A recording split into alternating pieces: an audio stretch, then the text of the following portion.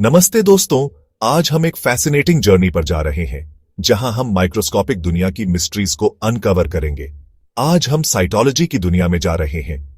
ये एक ऐसा फील्ड है जो हमारे शरीर के सबसे छोटे पार्ट्स को स्टडी करता है। सोचो, एक डिटेक्टिव क्राइम सीन पे फिंगरप्रिंट्स या फुटप्रिंट्स देख रहा है। वो हर छोटे से छोटे क्लू को ध्यान से ऑब्जर्व करता है ताकि मिस्ट्री सॉल्व कर सके। साइटोलॉजिस्ट्स भी ऐसे ही करते हैं, लेकिन फिंगरप्रिंट्स की जगह वो सेल्स देखते हैं, हमारे शरीर के बिल्डिंग ब्लॉक्स। ये सेल्स हमारे हेल्थ के बारे में बहुत कुछ रिवील कर सकते हैं। साइटोलॉजी एक माइक्रोस्कोपिक इन्वेस्टिगेशन जैसा है, जहां हम शरीर के अलग अलग पार्ट्स से सेल्स कलेक्ट करके डिजीजेस को जल्दी डिटेक्ट करते हैं। ये सेल्स हमें बताते हैं कि हमारे शरीर में क्या चल रहा है।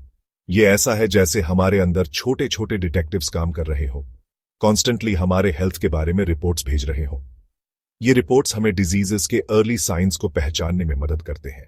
हम 3 मेन टाइप्स के साइटोलॉजी देखेंगे। हर टाइप का अपना यूनिक तरीका और इंपॉर्टेंस है। एक्सफोलिएटिव साइटोलॉजी, जिसमें सेल्स जो नेचुरली हमारे शरीर से शेड होते हैं, जैसे स्किन सेल्स या माउथ लाइनिंग के सेल्स, उनको स्टडी करते हैं। ये सेल्स हमें स्किन डिजीजेस और ओरल हेल्थ के बारे में वैल्यूएबल इंफॉर्मेशन देते हैं। फाइन नीडल एस्पिरेशन साइटोलॉजी या FNAC, जिसमें एक पतली नीडल से सस्पिशियस लंप्स या बम्प्स से सेल्स कलेक्ट करते हैं। ये टेक्निक बहुत यूजफुल है ट्यूमर्स और सिस्ट्स को डायग्नोज करने में। और सर्विकल सिटोलॉजी, जिसे PP स्मीयर भी कहते हैं, ये सर्विक्स के सेल्स को एग्जामिन करके सर्विकल कैंसर को जल्दी डिटेक्ट करता है।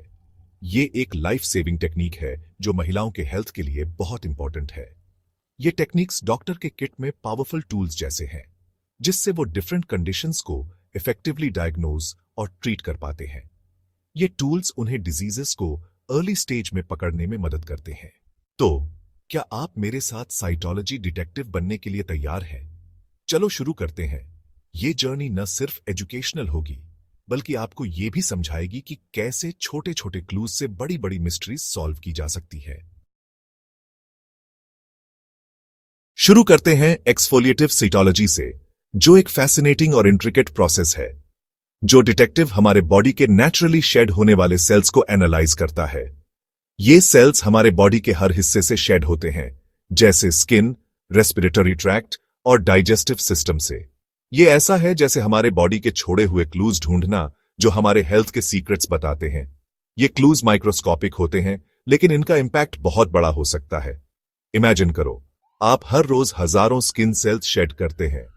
ये सेल्स हमारे बॉडी के सरफेस से डिटैच होकर गिरते रहते हैं।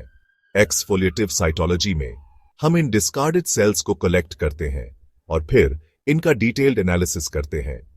यह प्रोसेस बहुत ही मेटिकुलस होता है।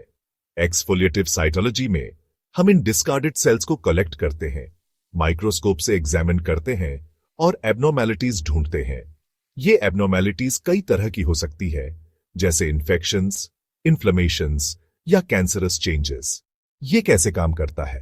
पहले डॉक्टर्स जहां से सेल्स शेड हो रहे हैं, जैसे आपके चीक के इनसाइड या स्किन रैश, वहां जेंटली स्क्रैप या स्वैब करते हैं। यह प्रोसेस पेनलेस होता है और इसमें बहुत कम डिस्कंफर्ट होता है। फिर कलेक्टेड सेल्स को ग्लास स्लाइड पर स्प्रेड करते हैं और स्पेशल स्टेन्स से ट्रीट करते हैं ताकि वो माइक्रोस्कोप में दिखें। ये स्टेन्स सेल्स के डिफरेंट कंपोनेंट्स को हाईलाइट करते हैं, जिससे साइटोलॉजिस्ट को एनालिसिस में आसानी होती है। फाइनली, एक ट्रेन्ड साइटोलॉजिस्ट स्टेन्ड सेल्स के साइज, शेप और अनयूजुअल फीचर्स एग्जामिन करता है।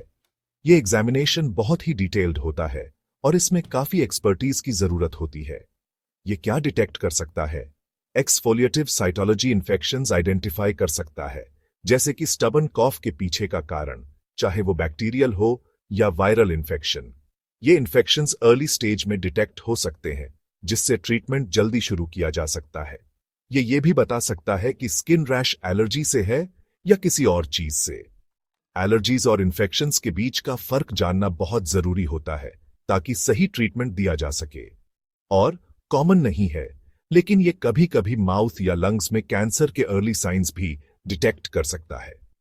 अर्ली डिटेक्शन से कैंसर का ट्रीटमेंट ज्यादा इफेक्टिव हो सकता है। फॉर एग्जाम्पल, मान लो एक पेशेंट को परसिस्टेंट कॉफ है। उनके स्प्यूटम यानी बालगम का exfoliative cytology infection causing bacteria show कर सकता है, जिससे डॉक्टर सही एंटीबायोटिक्स प्रिस्क्राइब कर पाएंगे। यह प्रोसेस बहुत ही प्रिसाइज होता है और इसमें बहुत कम एरर की गुंजाइश होती है। एक्सफोलिएटिव साइटोलॉजी एक सिंपल, नॉन इन्वेसिव और कॉस्ट इफेक्टिव तरीका है आपके हेल्थ के बारे में वैल्यूएबल इंसाइट्स पाने का। ये प्रोसेस बहुत ही पेशेंट फ्रेंडली होता है और इसमें कोई मेजर रिस्क नहीं होता। ये आपके बॉडी के इनर वर्किंग्स में झांकने जैसा है। ये सेल्स हमारे बॉडी के बारे में बहुत कुछ बताते हैं जो हम नॉर्मल टेस्ट से नहीं जान पाते। एक्सफोलिएटिव साइटोलॉजी से हम बहुत सारी हेल्थ कंडीशंस अर्ली स्टेज में डिटेक्ट कर सकते हैं, जिससे टाइमली ट्रीटमेंट पॉसिबल हो पाता है। ये प्रोसेस मेडिकल साइंस में एक बहुत बड़ा एडवांसमेंट है।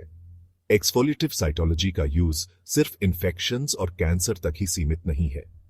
ये प्रोसेस कई और कंडीशंस जैसे हार्मोनल इम्बैलेंसेस और जेनेटिक डिसऑर्डर्स डिटेक्ट करने में भी मदद करता है। अब चलते हैं फाइन नीडल एस्पिरेशन साइटोलॉजी या FNAC की तरफ, जो एक महत्वपूर्ण डायग्नोस्टिक टूल है।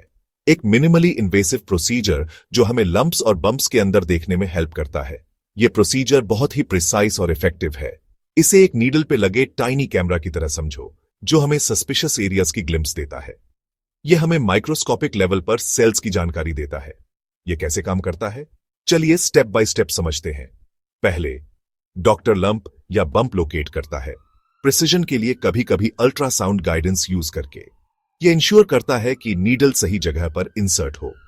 फिर एक थिन नीडल उस एरिया में इंसर्ट की जाती है जो बहुत ही फाइन होती है ताकि पेशेंट को मिनिमल डिस्कंफर्ट हो, और सेल्स का एक स्मॉल सैंपल एस्पिरेट यानी ड्रॉ आउट किया जाता है सिरिंज यूज करके। यह सैंपल बहुत ही महत्वपूर्ण होता है डायग्नोसिस के लिए। फाइनली एस्पिरेटेड मटेरियल को स्लाइड पे स्प्रेड किया जाता है, स्टेन किया जाता है और माइक्रोस्कोप से एग्जामिन किया जाता है। यह प्रोसेस हमें डिटेल्ड सेल्यूलर इंफॉर्मेशन देता है। यह क्या डिटेक्ट कर सकता है? FNAC की कैपेबिलिटी बहुत ही ब्रॉड है।